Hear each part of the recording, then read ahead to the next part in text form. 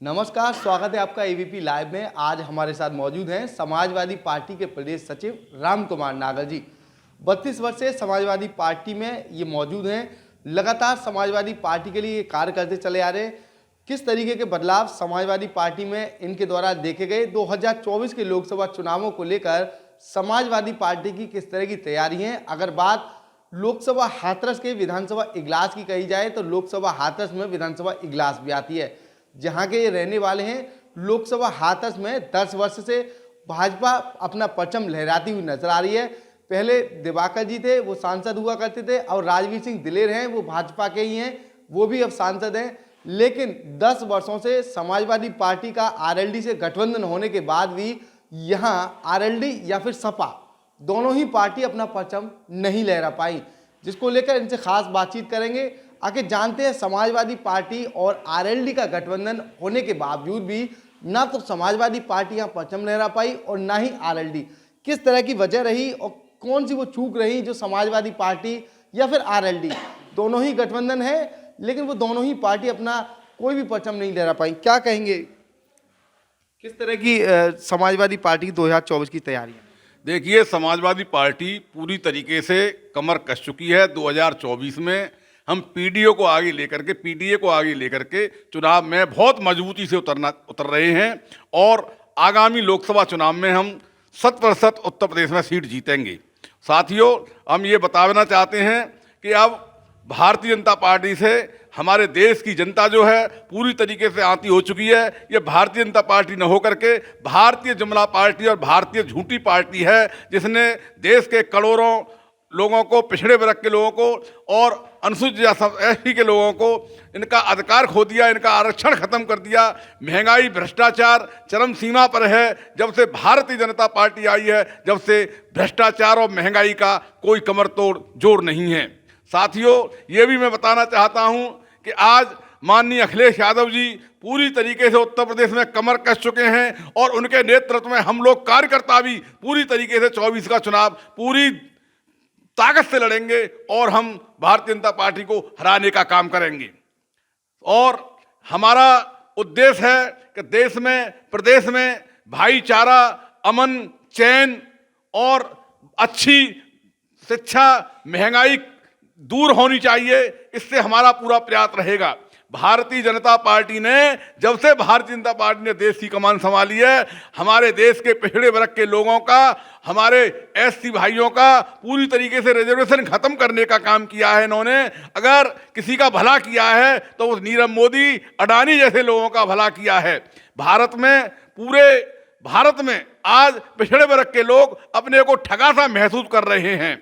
क्यों कि आज उनके शिक्षा हो चाहे नौकरी हो, पूरे मामले में इन्होंने आरक्षण को खत्म करने का काम किया है और संविधान को खत्म करने का काम किया है। ये भारतीय जनता पार्टी पूरी तरीके से भ्रष्टाचार में युक्त है। ये बताइए नेताजी, 2024 के चुनाव नजदीक हैं, लोकसभा की तैयारी चल रही है। 10 वर्षों से आरएलडी और सपा का गठबंधन रहा है।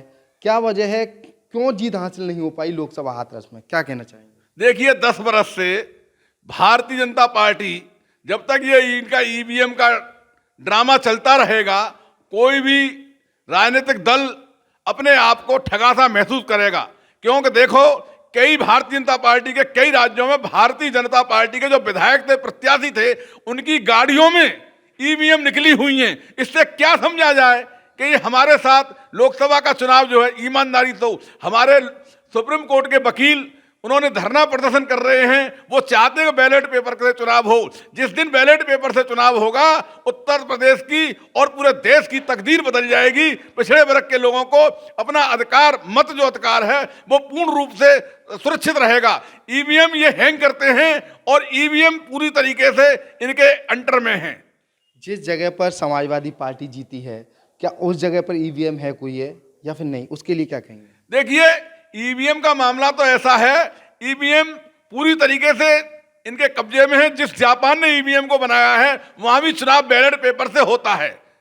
मैं ये कहना चाहूंगा, भारतीय जनता पार्टी ने 2022 के चुनाव में समाजवादी पार्टी के 70 से 80 विधायक इस तरीके से हराए थे, कहीं 50 वोट से, कहीं 25 वोट से, कहीं 100 वोट से, कहीं 200 वोट से। हम 200 पार सीट जीत रहे थे और भारतीय जनता पार्टी ने, डबल इंजन की सरकार ने अधिकारियों से मिलीभगत करके हमारे प्रत्याशियों को हराने का काम किया। नहीं 2022 में समाजवादी पार्टी की सरकार बनती और देश को और प्रदेश को पूरी अमन चैन और महंगाई पर काबू पाते। जितना काम माननीय अखिलेश यादव जी ने किया है उतना काम अभी तक किसी भी सरकार ने नहीं किया।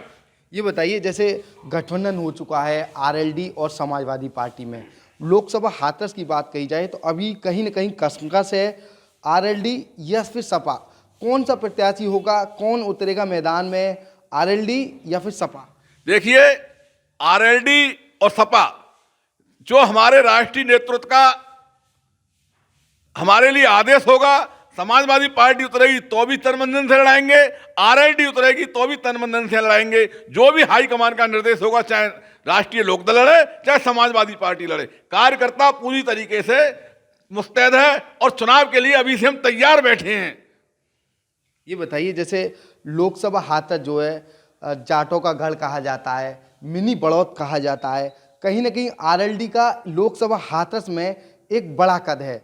बड़ा कद होने के बावजूद भी पिछली बार जो है आरएलडी को टिकट मिली, लेकिन आरएलडी जीत हासिल नहीं कर पाई। क्या ऐसा हो सकता है अब की बार समाजवादी पार्टी को मौका दिया जाए? क्योंकि उससे पिछली बार की अगर बात कहें तो रामीलाल सुमन मैदान में थे, सुमन के बाद जो है आरएलडी को मौका मिला। क्या अब ऐसा हो सकता है फिर दोबारा से सपा को मौका मिले? देखिए, ये तो हमने अभी आपसे कहा है कि ये तो राष्ट्रीय नेतृत्व का फैसला है। हम पहले कह चुके हैं, अगर समाजवादी पार्टी का प्रत्याशी लड़ेगा तो भी तन मन धन से लड़ाएंगे, आरएलडी का प्रत्याशी लड़ेगा तो भी तन मन धन से लड़ाएंगे। हमारा एन के एन मकसद है कि किसी भी प्रकार से ये भारतीय जनता पार्टी, जो भारतीय जनता पार्टी है, ये सत्ता से बेदखल हो और पीडीए, पिछड़े, अल्पसंख्यक और दलितों का संविधान के प्रति जो हमें अधिकार मिले हुए, वो हमारे अधिकार सुरक्षित करने के लिए हम पूरी तरीके से लोकसभा चुनाव में घर घर जाकर के लोगों को समझाएंगे और अपने चुनाव को मजबूती से लड़कर के प्रत्याशी को विजयश्री दिलाएंगे। ये बताइए, लोकसभा हाथरस के लिए 3 कोई ऐसे काम बताइए जिससे चाहे वो आरएलडी हो चाहे वो समाजवादी पार्टी हो, मुख्य धारा में 3 ऐसे काम बता दिए जिनके बल पर आप चुनाव लड़ सकते हैं। देखिए, काम तो ये है कि जब हमारी समाजवादी पार्टी की सरकार थी तो अखिलेश यादव जी ने 108 नंबर, 110 नंबर, 112 नंबर, ये इतनी गाड़ियां चलाई थीं जिससे कि आज अस्पताल से हमें मरीज को बाहर ले जाने के लिए गाड़ी 108 नंबर फोन कर दीजिए, 108 नंबर ऐसा है तो उसको फोन कर दिए, तत्काल मरीज को अस्पताल तक ले जाने की सुविधा। 112 नंबर, अगर किसी व्यक्ति के कहीं गंभीर समस्या में फंसा हुआ, 112 नंबर, 110 नंबर फोन कर दिए 112 पर, वहां तत्काल पुलिस पहुंचती है। देखिए, कन्या विद्याधन हमारी पार्टी की देन है। हम कन्या विद्याधन, जो लड़की इंटर पास करती थी, हम उसको लैपटॉप कन्या विद्याधन के रूप में पैसे देते थे और उसका सहयोग कर सकते थे जिससे वो आगे की पढ़ाई पढ़ सके। और हमारे प्रदेश, हमारे राज्य में, समाजवादी पार्टी के राज्य में अमन चैन की सरकार थी। हमारे यहाँ भेदभाव वाला कोई मतलब नहीं था कि ये हिंदू है, कि ये दलित है, कि ये मुसलमान है। हमारे यहाँ सभी लोग एक बराबर थे। भाईचारे को लेकर समाजवादी पार्टी आरएलडी के साथ गठबंधन के बाद मैदान में उतरेगी। फिलहाल लोकसभा हाथरस के चुनाव की तैयारी पूरी करने के दावे समाजवादी पार्टी के प्रदेश सचिव रामकुमार नागर के द्वारा किए जा रहे हैं। एबीपी लाइव से खालिक अंसारी, अलीगढ़।